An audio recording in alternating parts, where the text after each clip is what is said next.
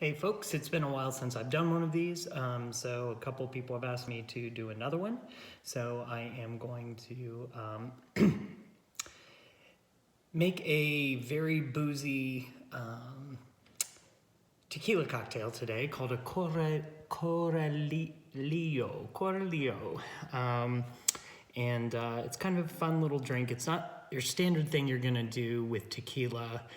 Tequila desperately wants to work with lime and sort of spicy things like jalapeno and stuff like that. But it's a fun little drink. I enjoy it, but it's super boozy. So we'll do a quick list on what we're working with here. So we've got our tequila and then all the way through to our bitters. All right, so I'm gonna start with 1.5 ounces of an anejo tequila. You could probably also use a reposado tequila. I am using the El Tesoro. It's very nice.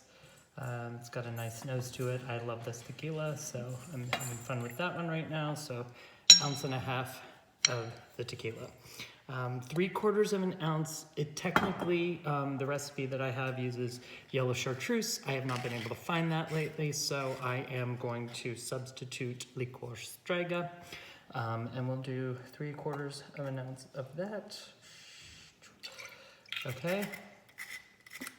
Next, it's 3/4 ounce of calvados, which is an apple brandy. You could also easily use Laird's Applejack if you've got that around, or any other. I bought this one over winter and it's very nice. So I've been sort of sipping away on this one over the last couple of weeks, months actually. And then it calls for a little 1/4 ounce of pear brandy. So sorry, 3/4 ounce of the calvados. And then I actually don't have a pear brandy. I've got a couple other brandies. Oh, actually, maybe I do have a pear brandy. Where were my? I knew I had a couple of brandies. Anyway, so I'm gonna use a pear liqueur instead, the St. George, which should work just fine. And you just run a little dibby dab of this one. Okay. Now, it's not called for it.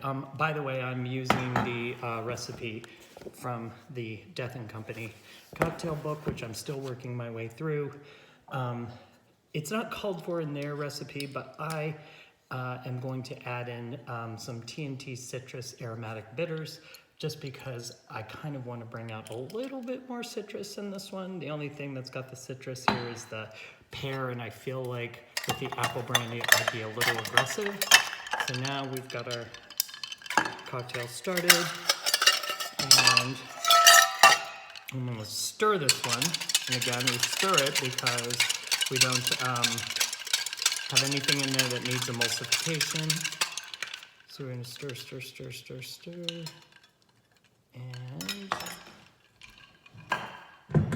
forgot to grab a strainer. So now we're going to strain it into our coupe. All right. So then the pièce de résistance is going to be, this is going to bring off those kind of citrus and apple and pear flavors there.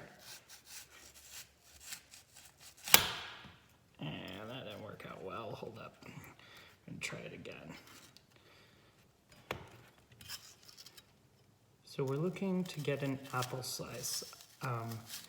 It's nice if you can get a full wheel, but you want it to be relatively thin. Yeah, this apple is not cooperating with me, so we may end up going with a moon shape, but let me see if I can get this. I'll give it one more shot. Yeah, it's gonna be a little too thick.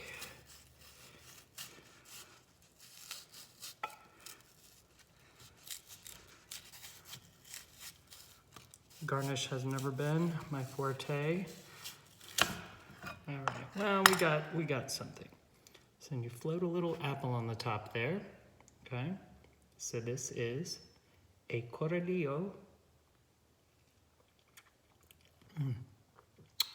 It's a fun little more of a fall drink. It's got those kind of orchardy tastes to it, but I like adding the citrus in just because I think it brings out a little bit more of a, well, it brings out a citrus nose, so it brightens it up just a tippy tip there, and it's a great little drink, and definitely this one's one that'll knock you on your butt, so enjoy.